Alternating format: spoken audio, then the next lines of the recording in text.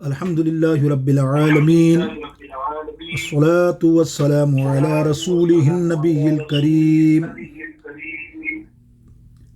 أما بعد فأعوذ بالله من الشيطان الرجيم بسم الله الرحمن الرحيم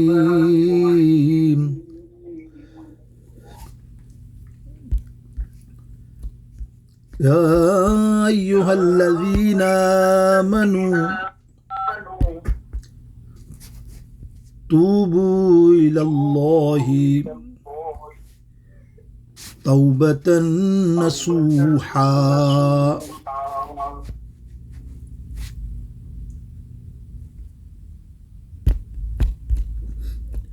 یا ایھا الذین، میری آواز آ رہی ہے تو دوبارہ کہیں اللہ، مجھے لگا میری آواز کٹ رہی ہے۔ بسم اللہ الرحمن الرحیم قل یا عبادی الذین اسرفوا علی انفسہم لا تقنطوا من رحمت اللہ ان اللہ یغفر الذنوب جميعا انہ هو الغفور الرحیم۔ صدق اللہ العظیم۔ رب اشرح لی صدری ویسر لی امری واحلل عقدۃ من لسانی یفقہوا قولی۔ غوث اعظم بمن بے سر و سامہ مدد، قبلہ دین مدد، کعبہ ایمان مدد۔ ان اللہ وملائکتہ یصلون علی النبی یا ایھا الذین آمنوا صلوا علیہ وسلموا تسلیما۔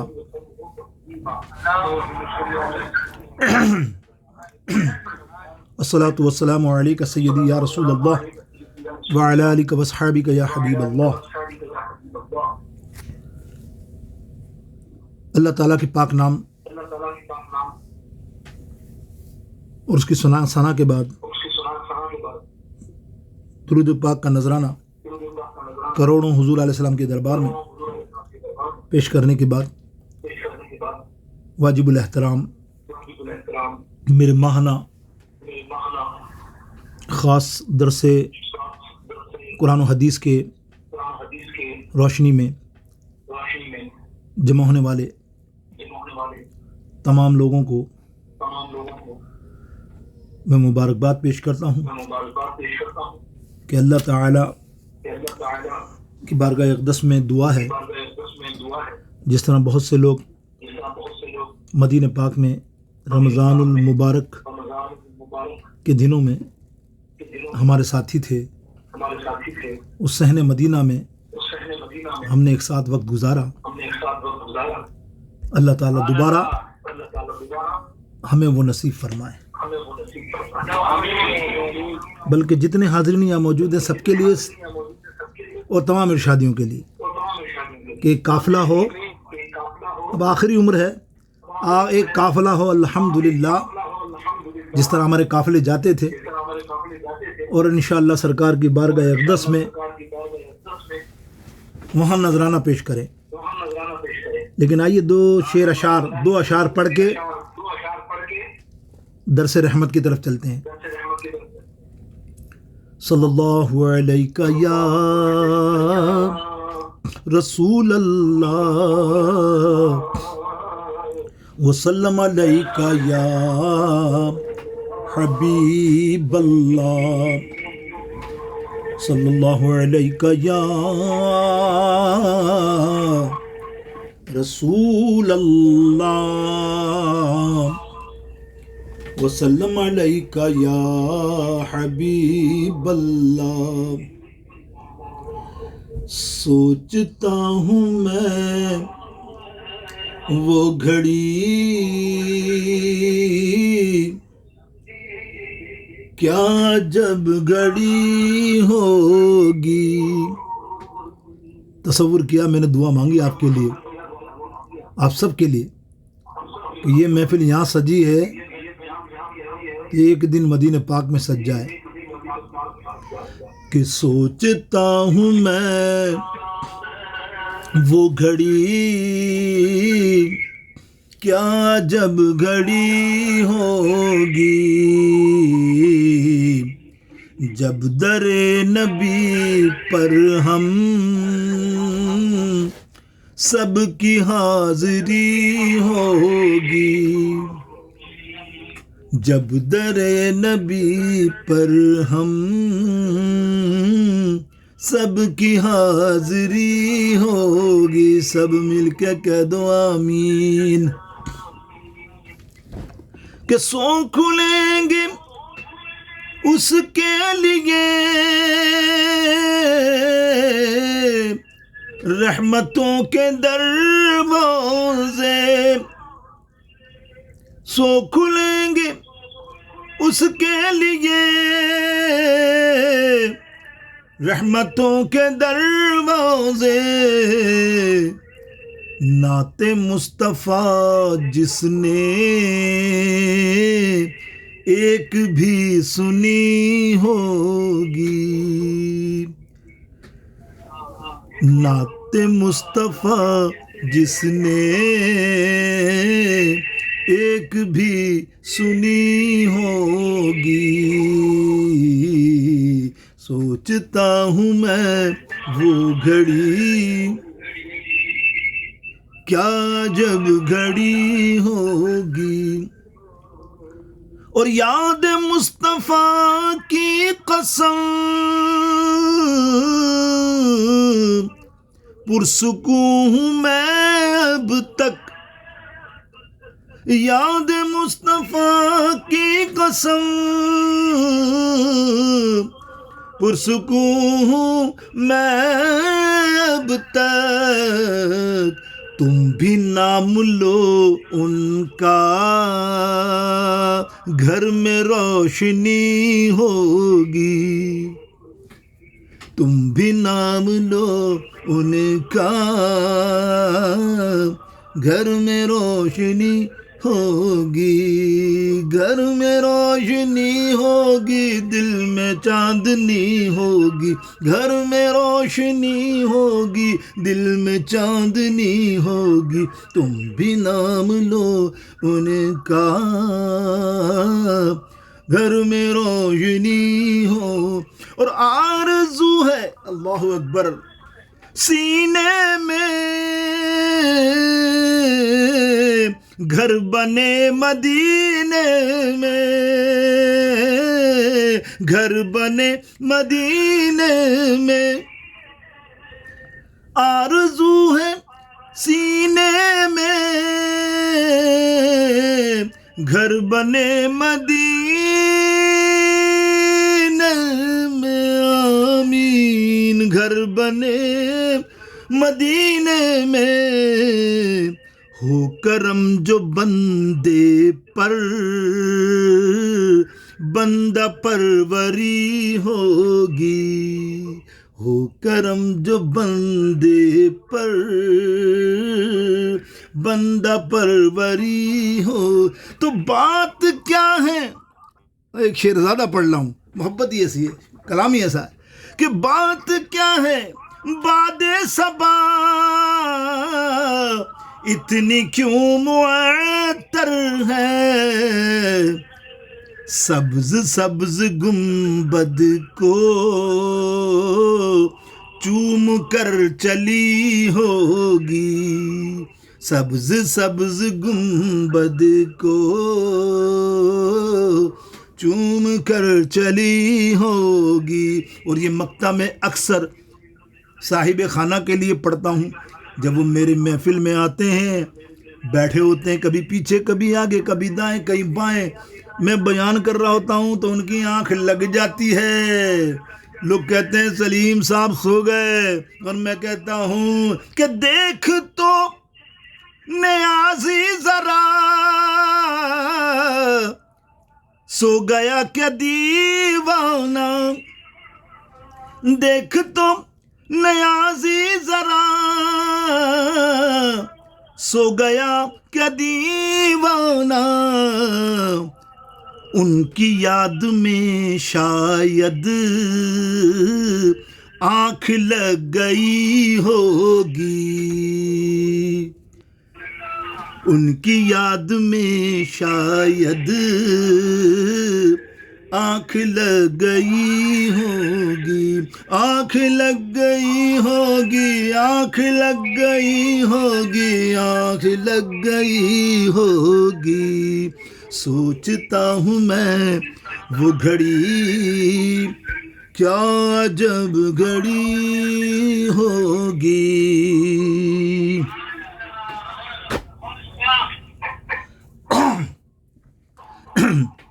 اللہ اکبر۔ آیت کریمہ کے تحت انشاءاللہ کچھ مختصر سی تفسیر اور اس کے بعد احادیث پاک۔ آج کا موضوع تو جو ہم نے منتخب کیا شعبان معظم کی مناسبت سے کہ رحمتوں کا مہینہ ہے، مغفرت کا مہینہ ہے، تو موضوع یہ تھا کہ اللہ کی رحمت سے مایوس نہیں ہونا، کیونکہ اللہ عز و جل کی رحمت سے نا امید ہونا بھی گناہ کبیرہ ہے۔ اللہ کی رحمت سے ہمیشہ طلبگار رہنا۔ اسی لیے اللہ تعالیٰ ارشاد فرماتا ہے سورہ زمر پارہ 24 آیات نمبر 53، قل یا عبادی الذین اسرفوا علی انفسہم لا تقنطوا من رحمت اللہ ان اللہ یغفر الذنوب جمیعا انہ هو الغفور الرحیم۔ کنز الایمان شریف ترجمہ، تم فرماؤ اے میرے وہ بندوں جنہوں نے اپنی جانوں پر زیادتی کی، گناہ کیا، مطلب اللہ کی رحمت سے نا امید نہ ہو، بے شک اللہ سب گناہ بخش دیتا ہے۔ ایک اور آیت کریمہ سورہ اعراف کے اندر پارہ نمبر 9 159، وَرَحْمَتِي وُسِعَتْ كُلُّ شَيْءٍ، اور میری رحمت ہر چیز کو گھیرے ہے۔ اب ان دو صورتوں سے ہمیں یہ بات سمجھ میں آئی، اللہ اکبر، کہ انسان خطا کا پتلا ہے، گناہ پر گناہ کیے جاتا ہے، لیکن اللہ فرماتا ہے اگر تم مجھ سے رجوع کر لے اس امید پر کہ اللہ تعالیٰ کی رحمت برحق ہے، اور اسی امید پر تو توبہ کر لے تمام اپنے گناہوں کی، تو اللہ کو بخشش والا پائے گا، اللہ کو رحم کرنے والا پائے گا۔ کیونکہ یہی بات ہے نا، صوفیہ کیا فرما گئے کہ رحمت دا دریا الہی ہر دم وگداں تیرا، جے ایک قطرہ مینوں بخشے کم بن جاوے میرا۔ اللہ کی رحمت کتنی وسعت والی ہے، یہ آیت کریمہ کی تفسیر ہے۔ یہ شعر بھی کہ یا اللہ ہم امید سے تیری رحمت کی اور کرم سے مایوس نہیں، ہمیں امید ہے تو نے ایک چھینٹا بھی اپنی رحمت کا ہم گناہ گاروں پر ڈال دیا، پہاڑوں کے برابر، سمندروں کے برابر ہمارے گناہوں کو وہ چھینٹا دھو دے گا، ہم کو پاک کر دے گا۔ اب آئیے الحمدللہ صحیح مسلم شریف اور چند احادیثیں پڑھتے ہیں۔ یہ ہمارا درس ہوتا مختصر، تفصیل نہیں ہوتی۔ صحیح مسلم شریف ہے کتاب التوبہ، اور حدیث نمبر ہے 6984۔ تاجدار رسالت شہنشاہ نبوت صلی اللہ تعالی علیہ وسلم کا فرمان، اللہ عز و جل 100 رحمتیں ہیں، ان میں سے ہر رحمت زمین و آسمان کے درمیان کی ہر چیز کو ڈھانپ سکتی ہے۔ اللہ عز و جل ان میں سے ایک رحمت نازل فرما کر جن و انسان جن و انس اور جانوروں میں تقسیم فرما دیتا ہے. اسی وجہ سے وہ ایک دوسرے پر مہربانی اور رحم کرتے ہیں. اسی وجہ سے پرندے اور وحشی جانور اپنی اولادوں پر مہربانی اور رحم کرتے ہیں. اور باقی 99 رحمت کے ذریعے اللہ عز و جل قیامت کے دن اپنے بندوں پر رحم فرمائے گا. آئیے اسی ضمن میں دوسری حدیث پاک جامع ترمذی شریف سے ابواب الدعوات، یہ حدیث قدسی ہے، حدیث نمبر ہے 3540. حضرت سیدنا انس بن مالک رضی اللہ تعالی عنہ سے مروی ہے کہ میں نے مخزن جود و سخاوت و پیکر عظمت و شرافت حضور پرنور سید عالم صلی اللہ تعالی علیہ وسلم کا یہ ارشاد فرماتے سنا کہ اللہ عز و جل ارشاد فرماتا ہے، اے فرزند آدم، تو جب تک مجھے پکارتا رہے گا اور مجھ سے امید رکھے گا، میں تجھ سے سرزد ہونے والے گناہوں کو مٹاتا رہوں گا اور مجھے کوئی پرواہ نہیں. اے ابن آدم، اگر تیرے گناہ آسمانوں کی بلندیوں کو پہنچ جائیں پھر تو مجھ سے مغفرت طلب کرے تو میں تجھے بخش دوں. اے ابن آدم، اگر تو میرے پاس زمین کے برابر بھی گناہ لے کر آئے اور مجھے اس حال میں ملے کہ تو نے کسی کو میرا شریک نہ ٹھہرایا تو میں تجھے زمین کے برابر مغفرت عطا فرما دوں گا. آئیے حضرت انس بن مالک آگے کی حدیث یہی سیم فرماتے ہیں کہ سرکار علیہ الصلوۃ والسلام نے کے پاس ایک نوجوان تشریف لے کر آئے، بلکہ حضور علیہ الصلوۃ والسلام ایک بیمار نوجوان کے گھر تشریف لے گئے. دوسرے پہر میں جو حدیث ہے وہ سنیے، جس میں نزع کا عالم طاری تھا. سرکار مدینہ صلی اللہ تعالی علیہ وسلم سے دریافت فرمایا، کیسا محسوس کر رہے ہو؟ اس نے عرض کی، اللہ عز و جل سے امید رکھتا ہوں کہ وہ اپنے گناہوں پر میں خوفزدہ ہوں. تو صاحب معطر سرکار مدینہ صلی اللہ علیہ وسلم نے ارشاد فرمایا، ایسے وقت میں جب بندے کے دل میں یہ دو چیزیں جمع ہو جائیں، یعنی ندامت کے اور امید کے، یعنی اپنے گناہوں پہ یہ ندامت بھی ہو رہی ہے مرتے وقت اور امید بھی ہے کہ اللہ رحم فرما دے گا، تو میرے آقا فرماتے ہیں کہ دل میں دو چیزیں پیدا ہو گئیں تو اللہ تعالیٰ اس کی امید کو پورا فرما دیتا ہے اور اس کے خوف سے اسے امن عطا فرما دیتا ہے. ایک اور حدیث پاک سرکار مدینہ صلی اللہ تعالی علیہ وسلم کا ارشاد، اگر تم چاہو تو میں تمہیں بتاؤں کہ قیامت کے دن اللہ تعالیٰ سب سے پہلے مومنین سے کیا فرمائے گا اور مومنین اللہ عز و جل کی بارگاہ میں کیا عرض کریں گے. ہم نے عرض کیا، رسول اللہ صلی اللہ علیہ وسلم ہمیں ضرور بتائیے. میرے آقا علیہ الصلوۃ والسلام نے ارشاد فرمایا، اللہ عز و جل مومنین سے استفسار فرمائے گا، کیا تم مجھ سے ملاقات کرنا پسند کرتے تھے؟ وہ عرض کریں گے جی ہاں. تو ہمارے رب کریم جل شانہ سے دریافت کرے گا ان سے دوبارہ، کیوں؟ مومنین عرض کریں گے، ہم تیرے عفو اور مغفرت کی تجھ سے امید رکھتے تھے. اللہ اکبر. تو اللہ تعالی فرمائے گا، پھر تمہاری بخشش میرے ذمہ کرم پر ہے. مسند امام احمد بن حنبل حدیث نمبر 22,123 22,123. اب اللہ کے بندوں کے ساتھ اب دیکھیے، یہ تو تھی رحمت کی بات، میں نے چند احادیثیں آپ کے سامنے ضمن میں پیش کی. اب ہمارے ایک معاملہ بدگمانی کا بھی ہوتا ہے. یہ بدگمانی اتنی عام ہے کہ ہم کسی بندے کی وجہ سے، کسی بھی وجہ سے دل میں سوچ لیتے ہیں کہ یہ آج ہماری محفل میں نہیں آیا، یقینی طور پہ یہ پسند نہیں کرتا، یا فلانا یا ڈیم کا، پھر اس کے لیے گراؤنڈ بنانا، جیسا آج کل ہمارے معاشرے میں بھی ہے، ہمارے مریدوں میں بھی ہے. ایسا نہیں ہے کہ ہم پارسائی کریں. اللہ رحم فرمائے، اللہ مجھے ان سب کو سمجھنے کی، ان کی ہدایت اور ان کی اصلاح کی توفیق نصیب فرمائے مجھ سمیت. ہوتا کیا ہے کہ اللہ کے بندوں کے ساتھ اس کے گمان کے مطابق سلوک کرنا.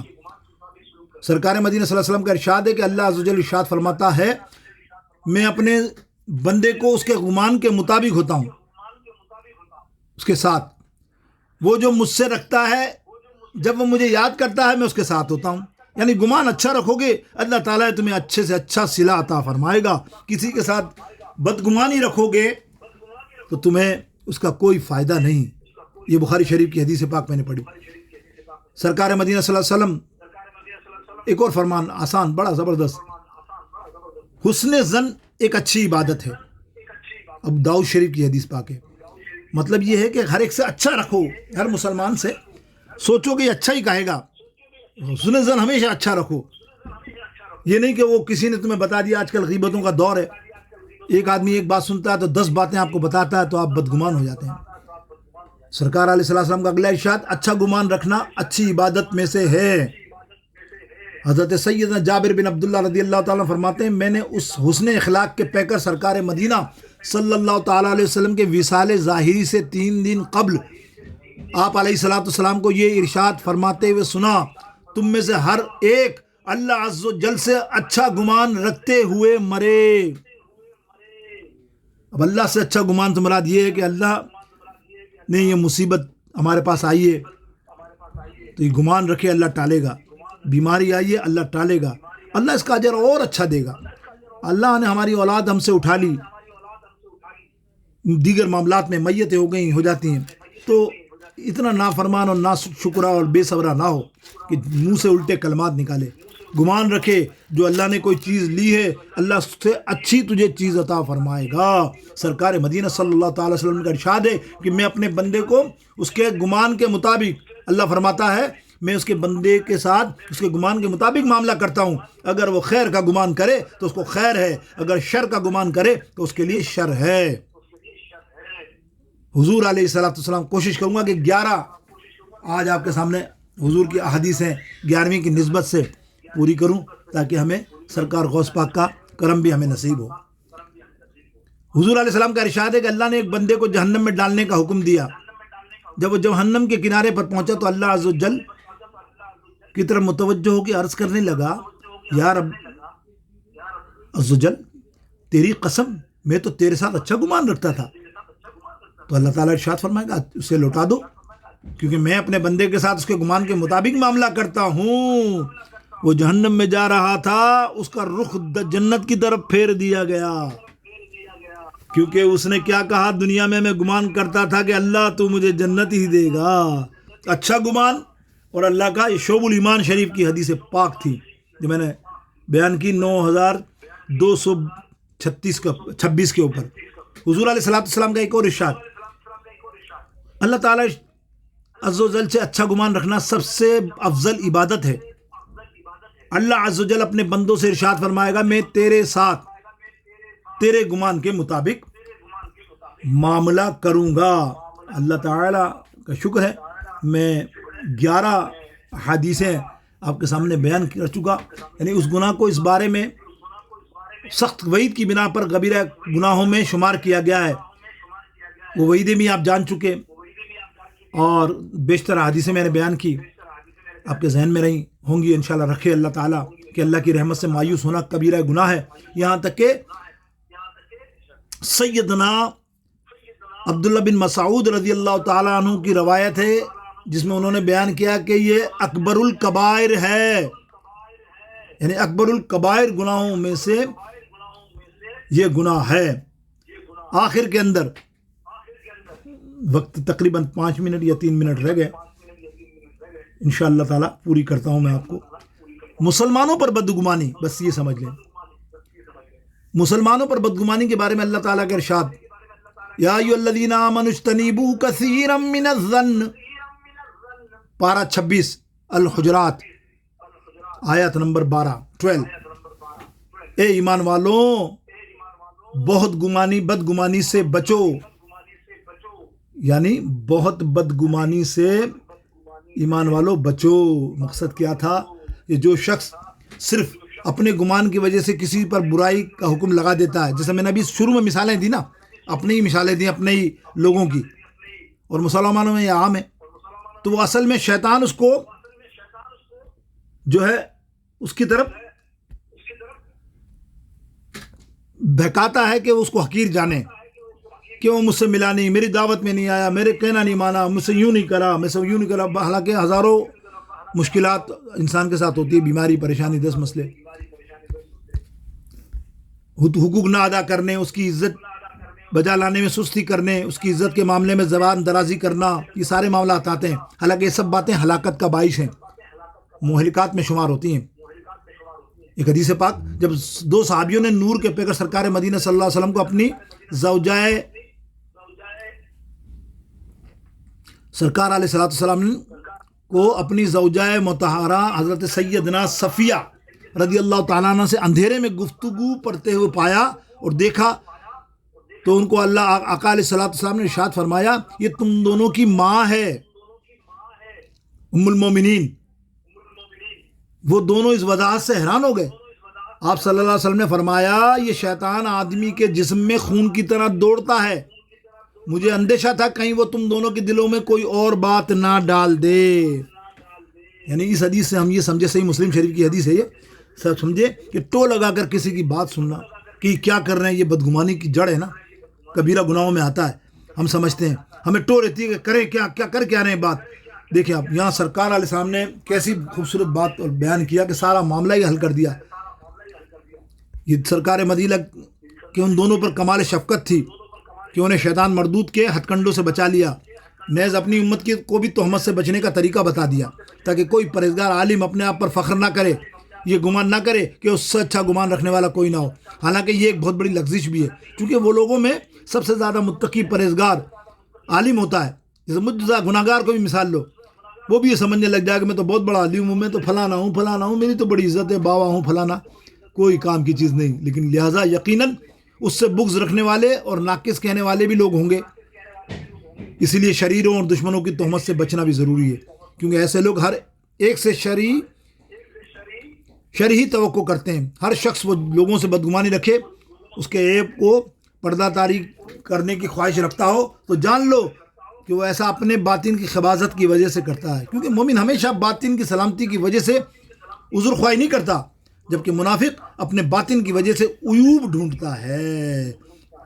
یہ چند اوصاف تھے جن کے ذریعے شیطان کسی کے دل میں رسائی حاصل کرتا ہے، اور ہم تم کو اللہ اکبر اللہ کی رحمت سے بھی دور کرتا ہے، بلکہ کبیرہ گناہوں میں ڈال دیتا ہے. اللہ سے دعا ہے اللہ تعالی ہمیں ان تمام ہتھ کنڈوں سے محفوظ رکھے. اے اللہ تمام مسلمانوں کو ہر برائیوں سے بچا، انہیں نیک بنا، ہمارے اس سلسلے کو بھی قائم و دائم فرما. جو میں نے شروع میں میسج دیا، اے میرے رب ان کے دلوں میں ڈال.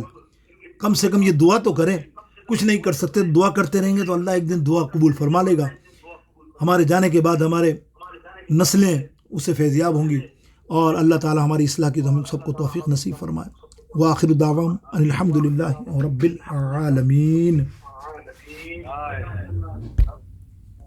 الحمد للہ رب العالمین، الصلاة والسلام علی رسولہ النبی الکریم. اما بعد فاعوذ باللہ من الشیطان الرجیم. بسم اللہ الرحمن الرحیم.